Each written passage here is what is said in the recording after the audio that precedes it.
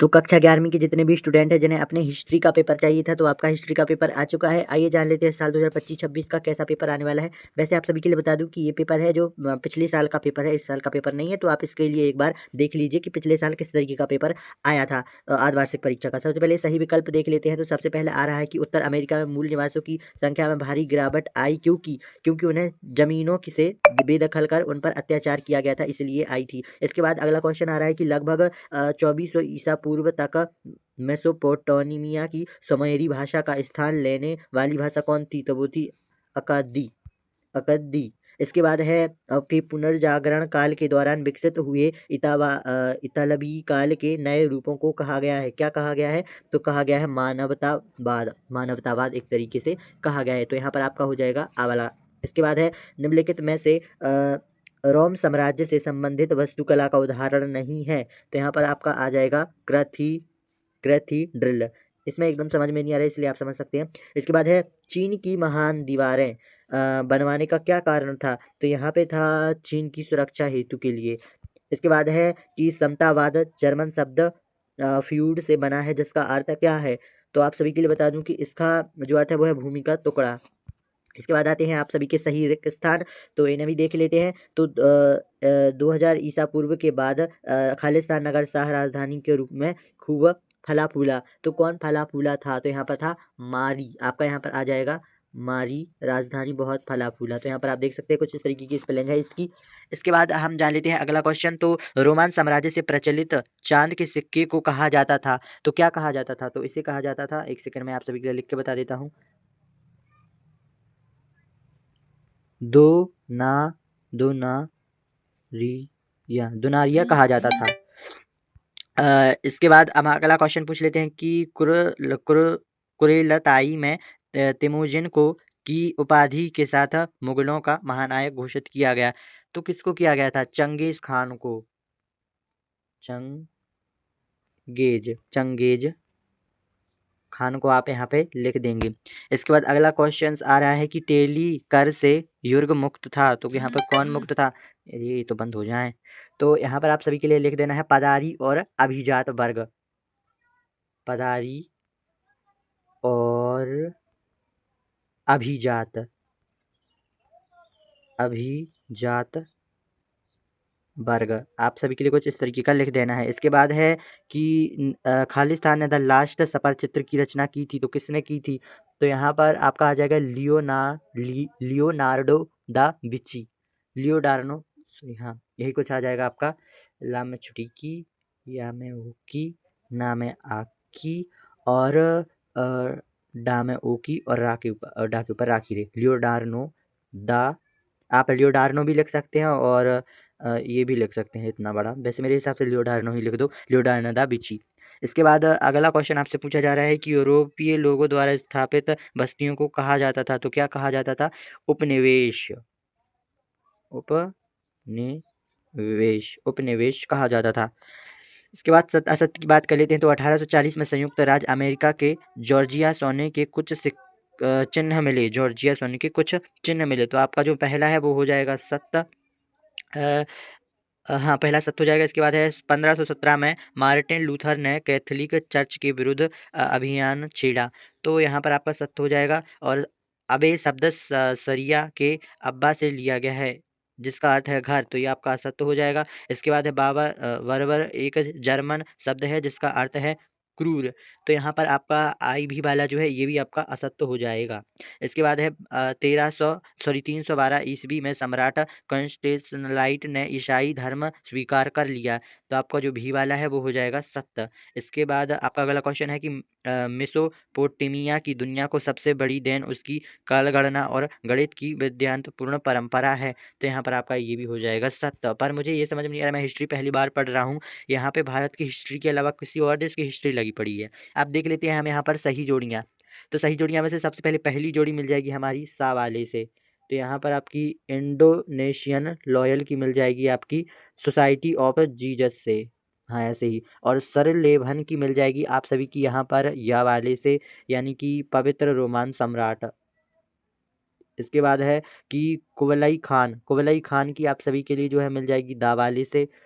दावाला कृषि और नगरों का रक्षक, कुबलंग खान कृषि और नगरों का रक्षक दावाले से। इसके बाद है एंट्री ऑफ, इसकी आई भी वाले की मिल जाएगी आपके बा वाले से। तो यहाँ पर है ऐसी मिल जाएगी भूमध्य सागर के तट पर बड़ा शहरी केंद्र। इसके बाद है एन मरकर भी आई की मिल जाएगी आपकी ला वाले से। सॉरी, पहले हम भी की समझ लेते हैं कि वो कौन सी है। तो यहाँ पर आपकी आ वाले से मिल जाएगी, जैसे कि मोडिया, इसकी मिल जाएगी आ वाले से रोम का अभिषिक्त क्षेत्र। इसके बाद है एनिमरकर, तो आप सभी की मिल जाएगी यहाँ पर ला वाले से। कहाँ से? इससे मिल जाएगी। और फिर एनिग्लोशियन की इससे मिल जाएगी 12 प्रतियों पर लिखा काव्य। तो कुछ इस तरीके की आपकी सही जोड़ी आने वाली हैं। अब हम देख लेते हैं पहले वाक्य के उत्तर। तो यहाँ पर लॉर्ड द्वारा नाइट की दी गई भूमिका को क्या कहते थे? तो क्या कहते थे?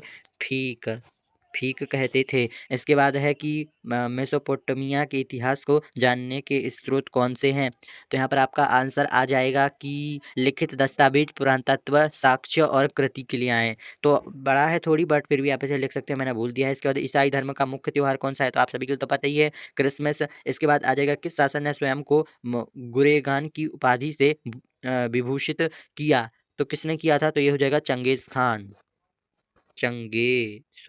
Genghis Khan. इसके बाद आपका अगला क्वेश्चन आ जाएगा कि आयरलैंड किस देश का उपनिवेश था? तो यहाँ पर आ जाएगा इंग्लैंड का।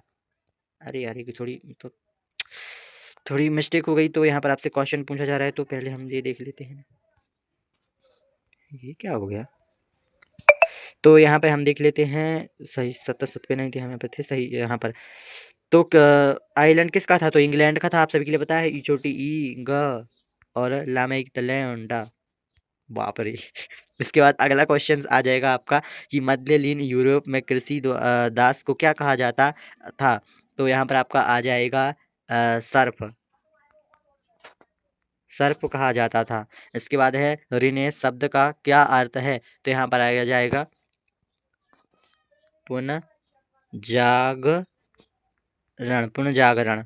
तो यहाँ पे आप देख सकते हैं। इसके बाद आपका अगला क्वेश्चन आ जाएगा। जो ये आपके ऐसे क्वेश्चंस आ जाते हैं, तो इन सभी के भी हम क्वेश्चन आंसर देखेंगे। तो आप देखते हैं। तो आइए अब हम जान लेते हैं यहाँ पर आपके प्रश्न उत्तर, वो भी ये 6 नंबर वाला। सबसे पहले हम ये जानेंगे कि यूरोप के लोग मैसेडोनिया के अतीत को जानने के लिए इतने उत्साहित क्यों थे? किन्हीं दो संदर्भों का उल्लेख कीजिए। सबसे पहले, यूरोप के लोग मेसोपोटामिया के अतीत को जानने के लिए इसलिए उत्साहित थे क्योंकि यह सभ्यता उनके लिए कई मायनों में महत्वपूर्ण थी। इनके दो संदर्भ में निम्नलिखित हैं। सबसे पहला है बाइबल का उल्लेख।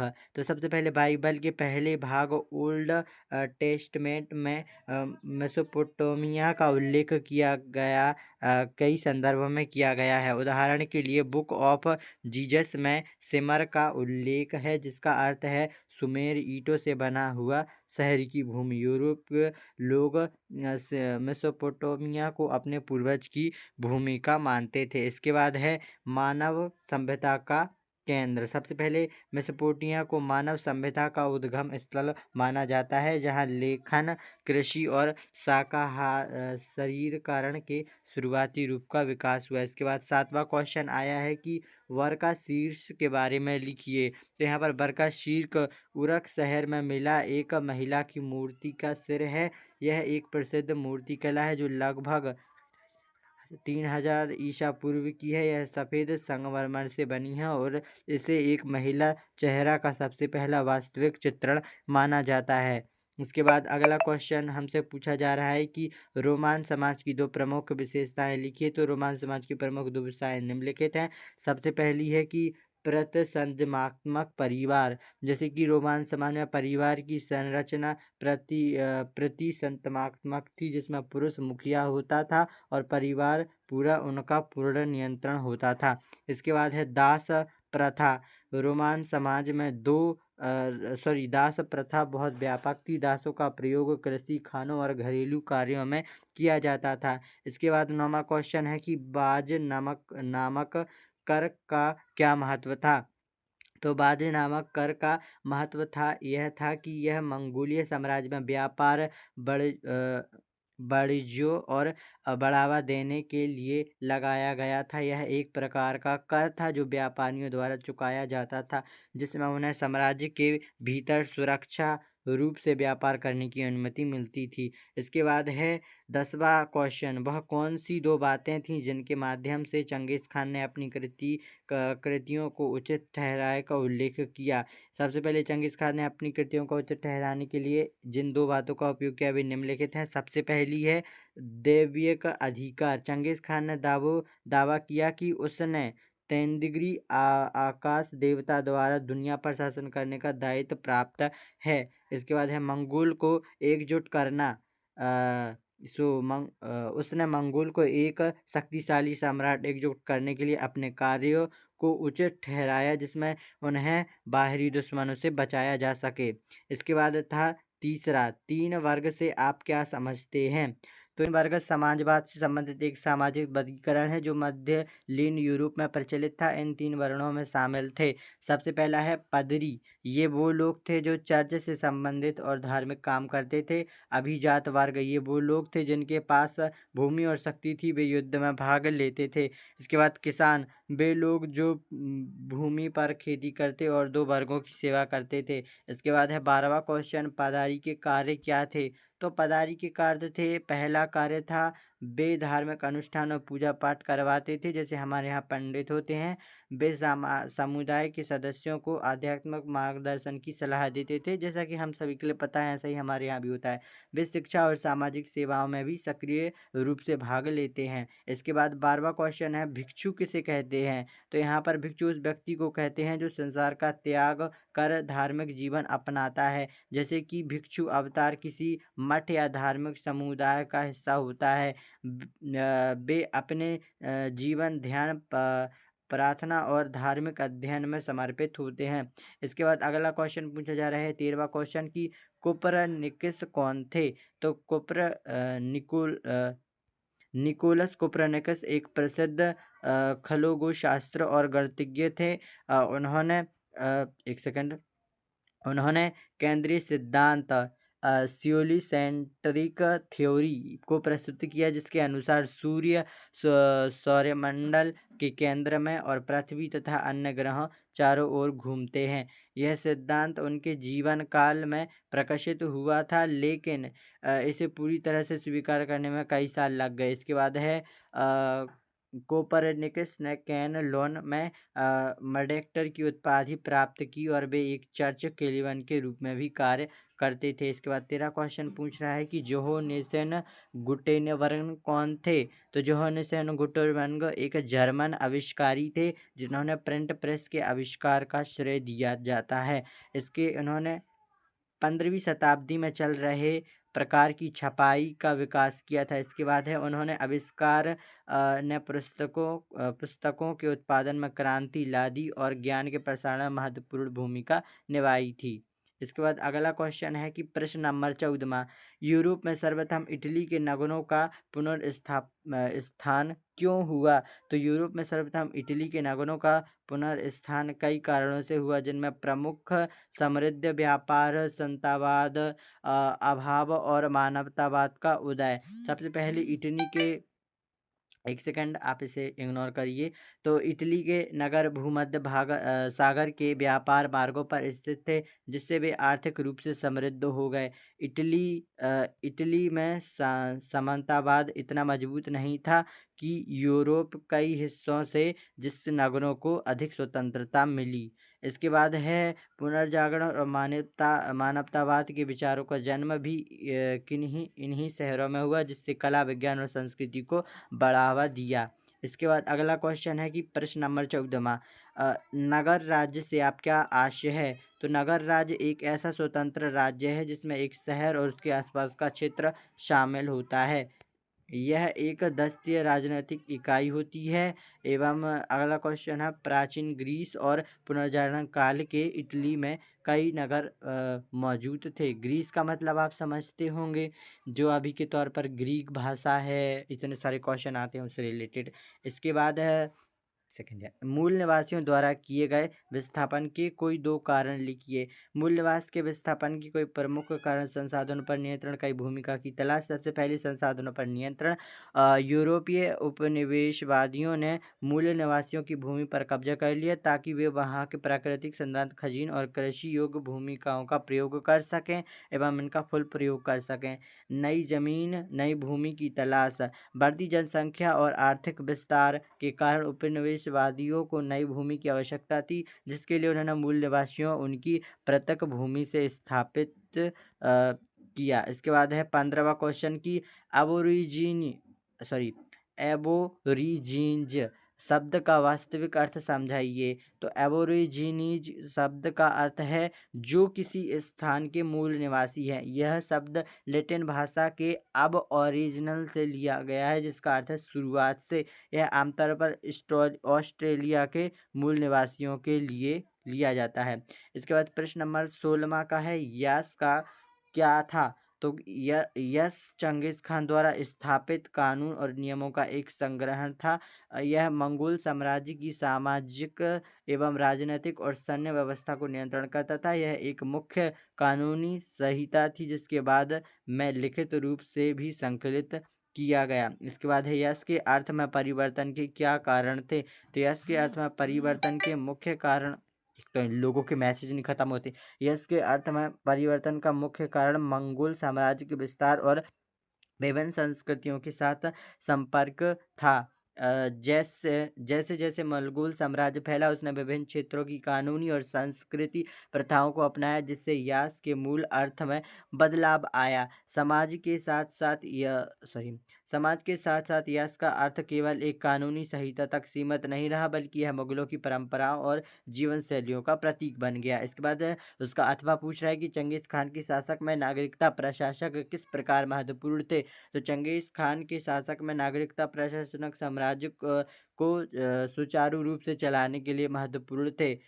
बेकर संग्रहण, कानून व्यवस्था बनाए रखने और साम्राज्य के विभिन्न हिस्सों के बीच संचार सुनिश्चित करने के जिम्मेदार थे। और सैन्य विजय के बाद नागरिक प्रशासकों ने नए जीते हुए क्षेत्रों को मंगोल शासन के तहत एकीकृत करने में महत्वपूर्ण भूमिका निभाई थी। इसके बाद है 17वां क्वेश्चन कि 16वीं शताब्दी के इतालवी कलाकारों की कृतियों में प्रतिबंधी विभिन्न वैज्ञानिक पहलुओं का वर्णन कीजिए। तो यहाँ पर आपसे एक क्वेश्चन पूछा जा रहा है, 17वां है, काफी बड़ा क्वेश्चन है। 16वीं शताब्दी के इतालवी कलाकार कृतियों में शरीर रचना विज्ञान, परीक्षाप्रत और ज्योतिर्मति जैसी वैज्ञानिक पहलुओं का प्रतिबंध दिखाई देता है, जिसमें सबसे पहला है शरीर रचना विज्ञान।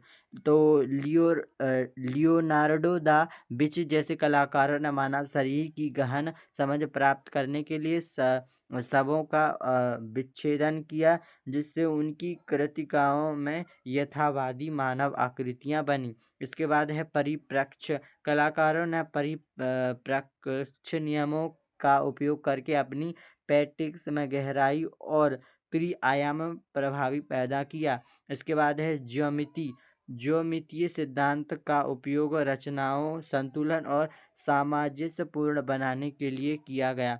17वां क्वेश्चन पूछ रहा है कि मानवतावाद के विचारों को सबसे पहले अनुभव करने वाली इतालवी शहर ही क्यों थे।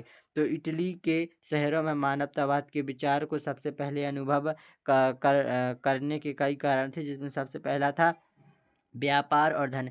इटली के शहरों जैसे कि शहर व्यापार के केंद्र थे, जिससे वे आर्थिक रूप से समृद्ध हुए और कला तथा संस्कृति को बढ़ावा देने के लिए धन उपलब्ध हुआ। इसके बाद है प्राचीन रोमान विरासत। इटली में प्राचीन रोमान साम्राज्य के खंडहर और पांडुलिपियां मौजूद थीं, जिन्हें विद्वानों को शास्त्रीय ज्ञान का अध्ययन करने के लिए प्रेरित किया।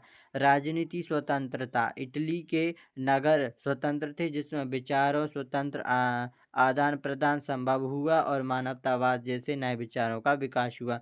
18वां क्वेश्चन पूछ रहा है कि समतावाद के तीसरे वर्ग पर पड़ने वाले नकारात्मक प्रभाव का वर्णन कीजिए। तो सबसे पहला है यहाँ पर आर्थिक शोषण, किसानों को अपनी उपज का एक बड़ा हिस्सा कर के रूप में देता पड़ता, इससे वे गरीब और शोषित हो गए। सामाजिक असमानता। समाजवाद ने एक कठोर सामाजिक पदानुक्रम अपनाया, जिससे तीसरे वर्ग को सबसे निचले पायदान पर रखा गया, जिसकी सामाजिक गतिशील सीमित थी। इसके बाद अगला क्वेश्चन पूछ रहा सॉरी अगला इसका आंसर है शिक्षा और स्वास्थ्य सेवाओं की कमी।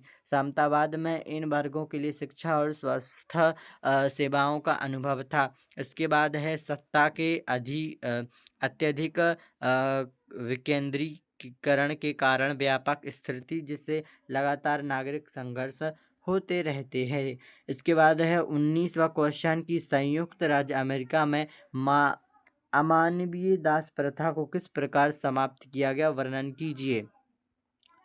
समाप्त करने के लिए प्रमुख ये है। तो सबसे पहला है मूल निवासी आंदोलन। 19 सदी के शुरुआत में उन्मूलनवादी आंदोलन ने दस्ता के खिलाफ जनमत तैयार किया।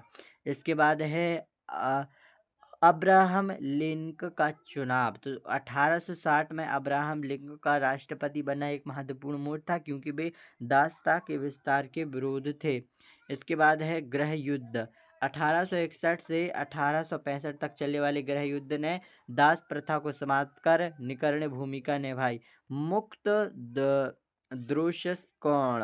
तो यहाँ पर 1863 में लिंकन ने मुक्त उद्घोष जारी किया, जिससे विद्रोह राज्यों में दासों को मुक्त करा दिया। इसके बाद है 13वां संशोधन। 1865 में अमेरिकी संविधान में 13वां संशोधन जोड़ा गया, जिससे पूरे देश में दास प्रथा कानूनी रूप से समाप्त कर दिया। इसके बाद है 20वां कि मेसोपोटामिया में लेखन कला के विकास को साक्ष्यों के आधार पर समझाएं।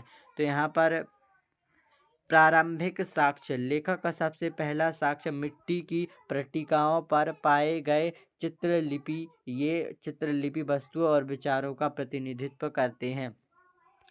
इसके बाद है कीलाक्षर लिपि। समय के साथ साथ चित्रलिपि कीलाक्षर लिपि में विकसित हुए, जो कील के आकार प्रतीक का उपयोग करती थी। इस लिपि को लिखने के लिए गीली मिट्टी की पट्टिकाओं पर नुकीली कलम का उपयोग किया जाता था। इसके बाद है व्यापार और प्रशासनिक उपयोग। लेखक का उपयोग मुख्य रूप से व्यापारिक लेन देन, प्रशासनिक रिकॉर्ड और कानूनों को दर्ज करने के लिए किया जाता था। साहित्य और धार्मिक ग्रंथ। बाद में लेखन का उपयोग साहित्य, महाकाव्य जैसे गलामेशन महाकाव्य और धार्मिक ग्रंथों के लिए किया जाने लगा। रोमान राज्य की मुख्य विशेषताओं का वर्णन कीजिए। तो रोमान की विशेषताओं में सबसे पहला है विशाल क्षेत्र। रोमान साम्राज्य ने यूरोप, उत्तरी अफ्रीका और मध्य के बड़े हिस्से पर शासन किया, जिससे यह इतिहास के सबसे बड़े साम्राज्यों में एक बन गया। ठीक है। इसके बाद अगला क्वेश्चन पूछ रहा है कि एक सेकंड, कहाँ आ गए यार। रोमान साम्राज्य का मजबूत सैन्य शक्ति। रोमान अपने संगठन, इंजीनियरिंग कौशल के लिए प्रसिद्ध थी, जिससे सम्राट के विस्तार का रक्षण महत्वपूर्ण भूमिका निभाई। कानून और प्रशासनक। रोमान कानून और प्रशासनिक व्यवस्था बहुत विकसित थी, जिससे साम्राज्य को सब कुशलतापूर्वक चलाने में मदद की। रोमान कानून आज भी कानून प्रणालियों का आधार है। इंजीनियरिंग और वास्तुकला। रोमान ने सड़कों, पुलों, जल सेतुओं और विशाल इमारतों जैसे कोलोसियम का निर्माण किया, जो इसकी इंजीनियर और वास्तुकला के उत्कृष्ट को दर्शाते हैं। अगला क्वेश्चन है गोल्ड रश के कारण अमेरिका में हुई औद्योगिक वृद्धि का वर्णन कीजिए। तो गोल्ड रश के कारण सबसे पहला है कि आबादी में वृद्धि। सोने की खोज की खबर से हजारों लोग कैलिफोर्निया चले गए, जिससे शहर और कस्बे तेजी से विकसित हुए। इसके बाद है आधारभूत संरचना का विकास। बढ़ती आबादी की जरूरतों को पूरा करने के लिए सड़कों, रेलवे और बंदरगाहों जैसी आधारभूत संरचनाओं का निर्माण हुआ। नए उद्योगों का उदय। खनन उपकरण, कृषि उपकरण और कपड़ों जैसे नए उद्योगों का विकास हुआ, एवं गोल्ड रश के बैंकिंग और वित्तीय सेवाओं को बढ़ावा दिया क्योंकि सोने के व्यापार और निवेश के लिए इन सेवाओं की आवश्यकता थी। तो कुछ इस तरीके का आपका पूरा क्वेश्चंस मैंने आप सभी के लिए सॉल्व करा दिए हैं। आई होप आप सभी के लिए ये वीडियो पसंद आया होगा। अगर पसंद आया है तो एक लाइक करके ज़रूर जाएं और thank you for watching. Thank you so much. Thank you.